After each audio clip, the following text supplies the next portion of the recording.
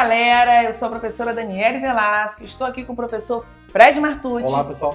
Para mais um episódio na Rota da Redação 1000 e hoje conversaremos sobre o phishing.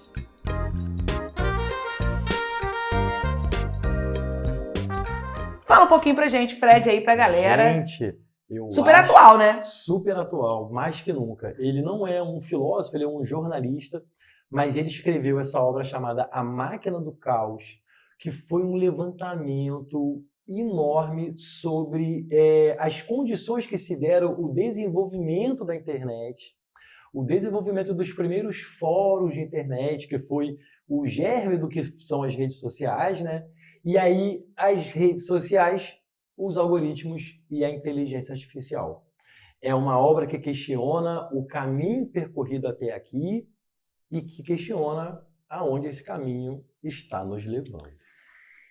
Eu tenho a minha ideia, né? Mas, enfim, estamos aqui para pensarmos o que fazer, como fazer. Proposta de intervenção não existe, mas existe a questão da gente poder entender, até para não cairmos, para não sermos marionetes nas mãos de algoritmos. Eu tenho muito essa visão. E as tecnologias digitais, hoje, né, é uma condição sine qua non do mundo moderno, né?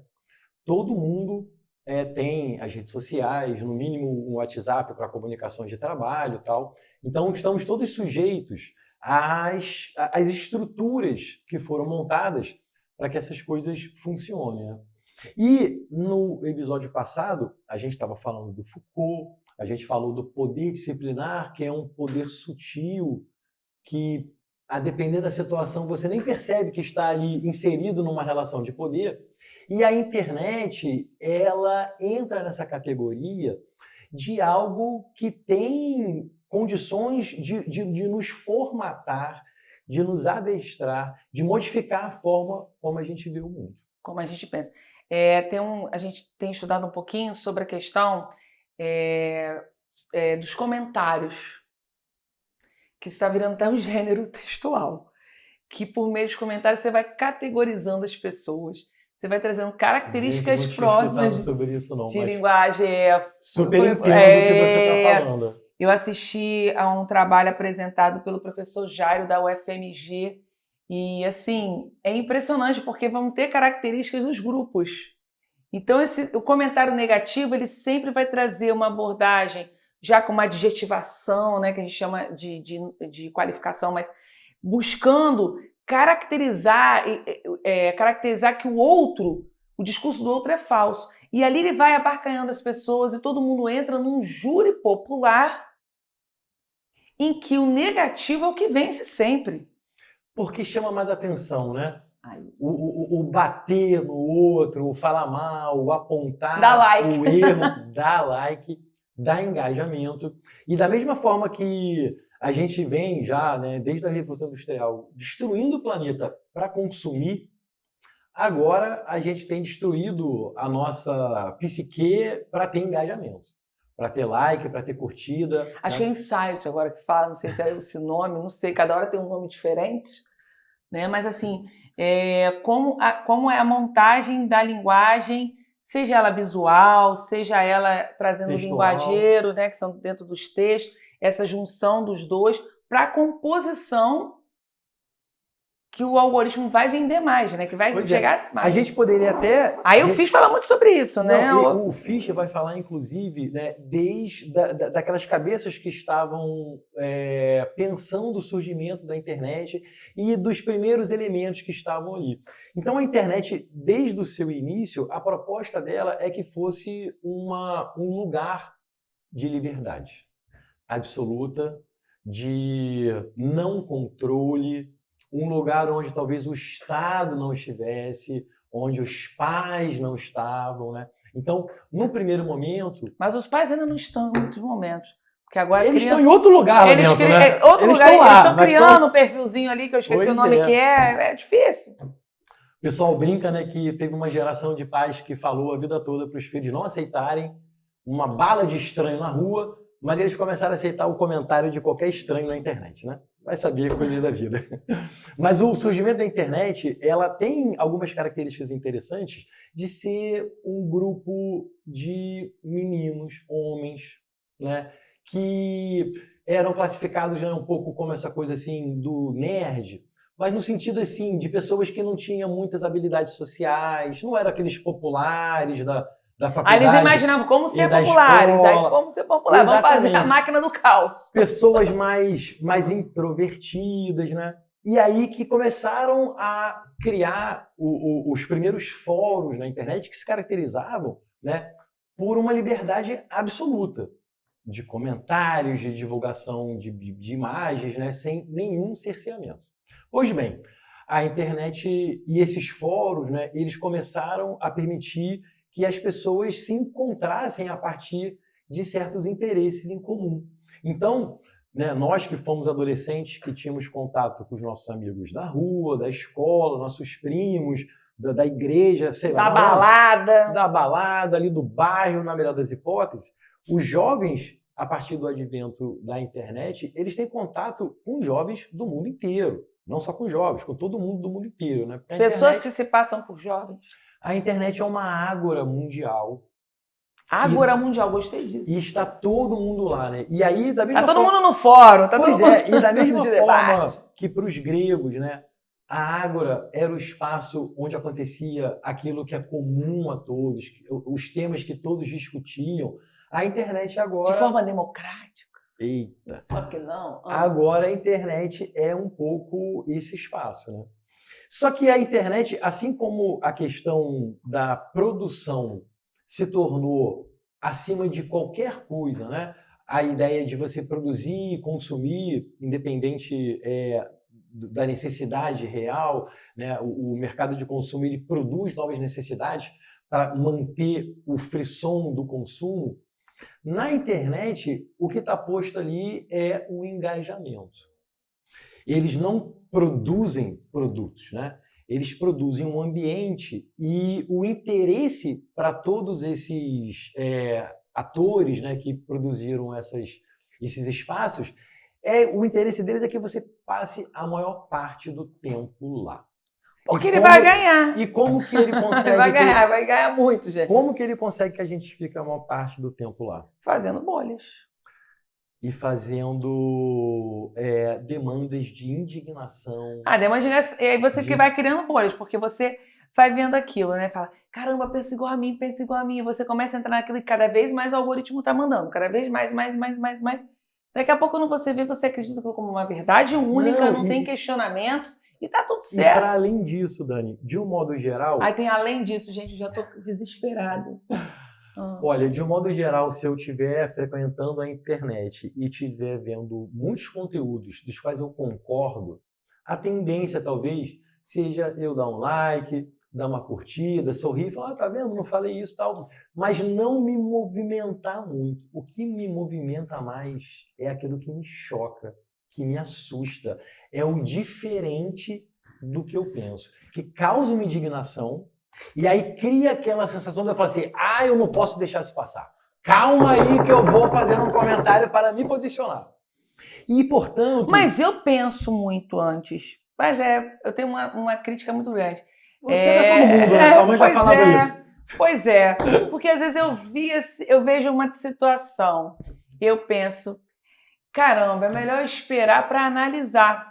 Então eu lembro que teve uma situação de um quadro que a pessoa destruiu, mas depois por trás tinha uma outra história naquilo ali. Então, às vezes, quando eu vejo uma situação, eu espero um pouco, às vezes é muita indignação, mas eu vou esperar o outro, porque a Chimamanda, né, ela fala da história única.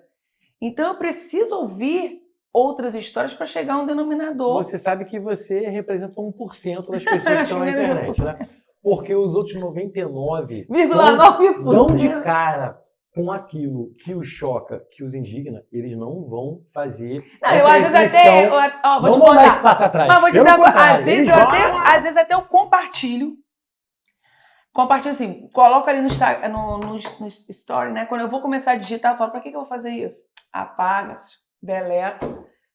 Calma, eu preciso saber o outro lado. Exatamente. Eu só fui falar, tem um outro lado. Então, assim, é lógico, quando a gente vê uma questão de indignação, você quer reagir. Mas eu penso muito sobre isso. Eu ainda não sou... Eu preciso entender o que está acontecendo antes de julgar. Porque, na verdade, Senão é uma máquina do caos. Muitos desses conteúdos, eles foram postos de propósito lá para criar essa indignação. Então, e aí... É uma isca mesmo, né? Feita para que a gente vá lá, abancanhe. E dentro dessa análise semiolinguística, a gente começa a observar que tudo é preparado para isso. Você vai perceber que as palavras utilizadas, elas são poucas palavras, mas com uma carga muito grande, com visual, né, que a gente fala, às vezes até a fotografia ali para poder fazer esse link, e que você, ao olhar, você nem lê a reportagem, você já reposta e faz um julgamento. Hoje, inclusive, algumas reportagens, né, elas são mais curtas e colocam um link para você clicar para poder ver. Só que as pessoas não vão ver. Então, o que chama atenção, às vezes, é de um ato, de uma foto e aí, não o conteúdo em si. E aí, o que explica, em alguma medida, o título da obra, A Máquina do Caos? É porque, durante algum tempo, né, que haviam essas plataformas digitais, de vídeos, redes sociais, etc. e tal, né, a criação de conteúdo ainda era uma coisa orgânica, feita pelas pessoas que estavam ali, e as recomendações tinham a ver com as tags que marcam cada assunto. Mas a gente chegou no ponto da recomendação por algoritmo.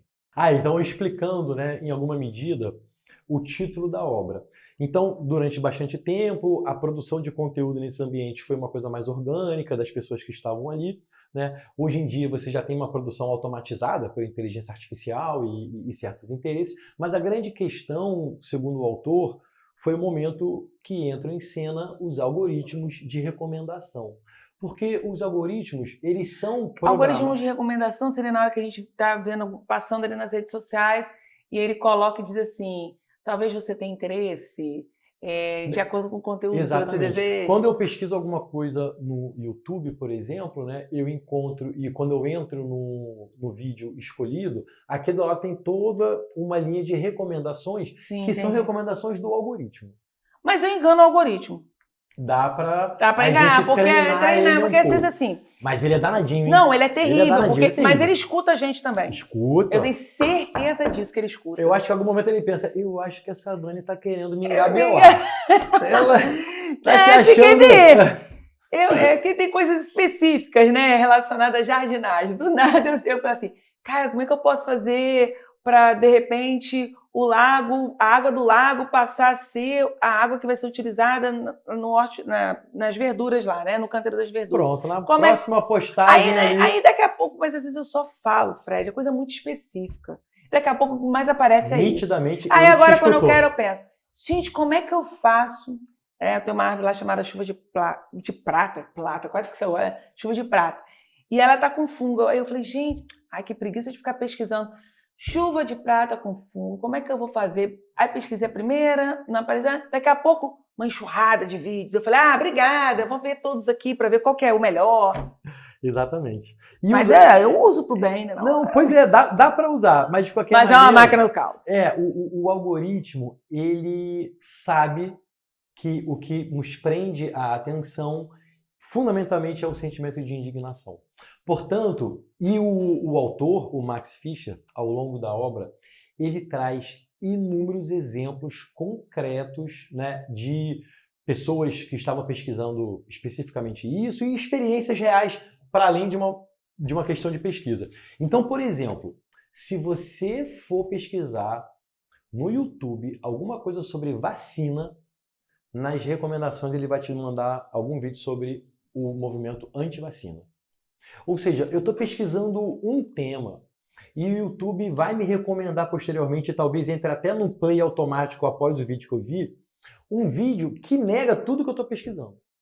Por quê? Porque é um caos. É um caos, porque aí a tendência é essa. Eu estou pesquisando sobre vacina e ele me recomenda um vídeo sobre antivacina. Eu posso comprar esse discurso da antivacina e mudar de lado, ou na melhor das hipóteses, eu fico super indignado, faço um comentário, reposto falando, olha o absurdo que fizeram, papapá. E com isso, o YouTube conseguiu o que queria, que eu ficasse mais tempo dentro da plataforma, porque é assim que eles ganham dinheiro. Isso me lembra, Dani...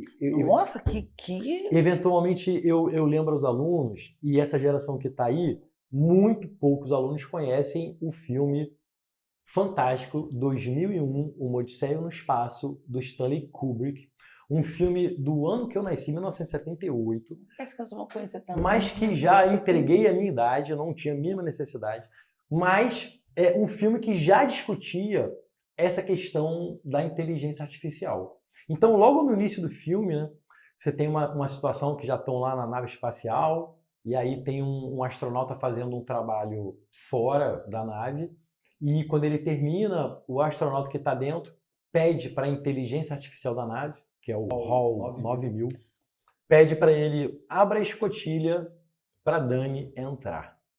E o HAL fala, então... A Dani não vai entrar. Eu estava pensando, e eu reparei que a Dani, ela está muito avoada. Eu acho que a Dani está colocando a nossa missão em perigo, e eu acho melhor deixar a Dani do lado de fora. Mesmo eu tendo contribuído. Eu achei um absurdo, Dani. E eu falei, de jeito nenhum, pelo amor de Deus, abre a escotilha e Abre que traga a Dani tem que entrar. de volta. E aí o HAL 9000 me respondeu o seguinte, vocês são muito passionais e eu sei melhor do que vocês o que é bom para vocês.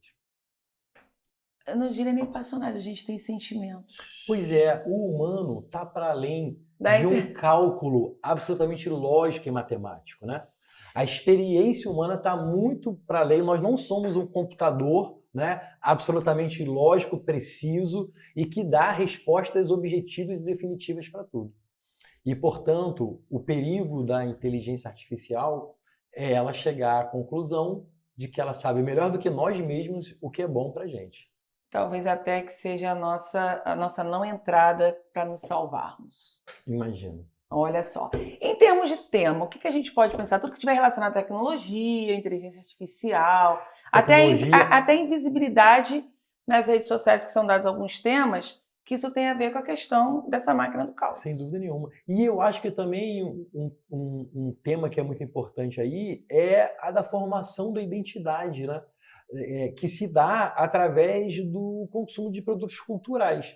Então, como eu já tinha mencionado antes, né, nós fazemos parte de uma geração onde a gente tinha uma restrição maior daquilo que chegava até nós a partir das pessoas que a gente tinha contato. E os jovens de hoje em dia estão em contato com o mundo inteiro diretamente, sem a supervisão, muitas das vezes, né, dos responsáveis, que é muito difícil, a gente sabe. E, portanto, isso impacta profundamente na constituição desse sujeito, nas suas referências e na sua identidade mesmo. Muito bom. Fred Martucci, mais uma vez aqui com a gente. Muito obrigada. Eu agradeço, Dani, a oportunidade. E lembrando sempre que a importância da gente trazer esse conhecimento para quando escrever de forma muito consistente e não deixar a máquina do caos tomar conta do nosso texto. Com tudo igual, né? Repetitivo. Beijo, beijos. Tchau, tchau, pessoal. Tchau.